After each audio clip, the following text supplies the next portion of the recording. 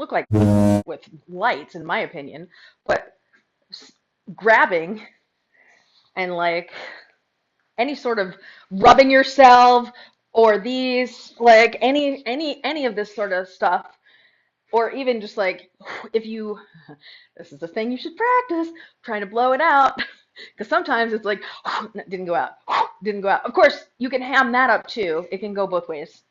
But like even that sort of thing at the end of the sets can be a really nice way to end it. Like you could even just be holding them here like this and, you know, walk in front of your friends' faces so they can feel the heat, that kind of thing. I'm just saying, you'll be in the desert. I presume you're not going to have a fire marshal there. No, I'm saying it's unpermitted, so you don't have the like limitations of something like Union Square where we had 15 feet minimum between us and the audience.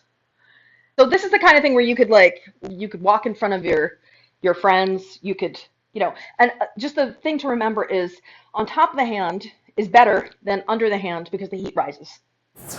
In my experience, depending on the gloves that you wear, so the first time I tried this, because I wanted the least amount of impact, because I was used to spinning naked, was like golf gloves, which are super, super thin. And I got like half a second maybe it's, but half a second is enough time to like make an impact, but not a lot.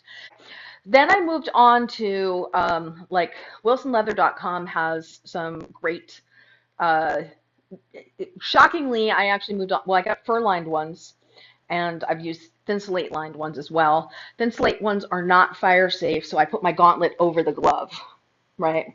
So if you're holding it on the palm of your hand, you've got the gauntlet and you've got the glove, but you have the heat is still there, right? Probably getting like 2 seconds solidly. 2 seconds is a long time in the fire world. You know, like I can do this and then I can release and re-wrap, which can be enough. I have mine sized perfectly to wrap. So if you're going to do this, I recommend you practice it with the gloves that you're going to wear, because the wrap is different with the gloves than without, even with thin gloves, and especially with the thick ones that you're using. So your wrap is going to feel very different. So every move that we just did, I would recommend that you do with the gloves on as well. I will actually grab the wick itself. The metal is hotter than the wick. So wind at your face is the worst. Wind at your back is the best.